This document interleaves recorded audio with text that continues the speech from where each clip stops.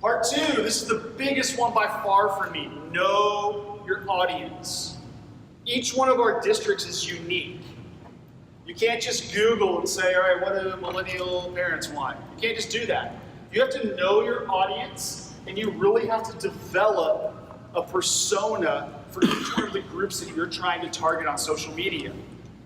And what's big right now, I know the millennial talk is big, but it is real. I know it's really hard to see with light coming in, but the millennials actually make up the biggest population in the United States. They're bigger than the baby boomers now. 92 million to the baby boomers being about 77 million. So they're a big chunk of the audience, and also they're a big chunk of our parents. I do a HR recruiting talk. I go out and talk about like new ways to recruit college kids, and during my presentation I break down the millennials. Because millennials are not just millennials. There are subgroups that they're broken up into. So first we have the early millennials. So some of you might be saying, I was born in 78. Do I still? Yeah, you can be a millennial. But there's different studies out there that show you one thing. But early millennials saw the go-go 80s, Wolf of Wall Street, Gordon Gekko, greed is good. They saw all their parents, partying, everything's good, everything's great. That's that group. So they're a little bit more loose, they're a little bit more laid back. It's sort of the traditional millennials that you speak of.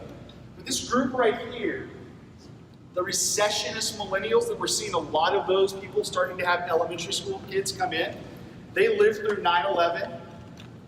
They lived through the dot-com bust. They saw their parents losing 1, 2, 3, maybe even 4 jobs a year during this time. So they're actually very conservative. They don't sort of look like it here.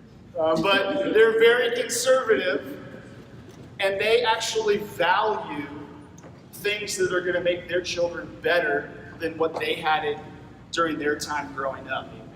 And one of the things that they really care about is the community, making a difference, and make sure their kid has the best education possible. So that's why we're starting to see the trend of them going to charter schools. Because why? The grass is always greener, right? On the other side of the hill. So that's the one thing. They don't like to spend money, but when they do, they like to spend it on education. Tutoring, private schools maybe. They are huge about where their child is going, and that's the millennials that have kids. So a lot of these people are starting to have elementary and middle school kids. You're going to see this keep growing and growing and growing, the more people coming into this place. And like I said, you can't just guess about who your audience is. Because if I Googled, what kind of social media does a British white male born in 1948 want? Well, you're going to get a different story probably. You're going to find one thing on Google, and the next thing is going to be completely opposite. So it's going to take some hustle for you really to break down your audience. I know my audience in Carrollton Farmers Branch because I've done extensive study. Did parent interviews. This is for a kindergarten program that we did. We did a campaign for convincing preschool parents to come into kindergarten. This is all the stuff I did before I even started the campaign. Parent interviews, I sat down with groups and interviewed one-on-one. Surveys went out. Teacher interviews. What are they asking? Those are the best people to ask. What are the parents asking? They trust them more than they trust us. Personas. I built audience personas about what they like, what magazines they read, what blogs they read, where are they at. Roundtables.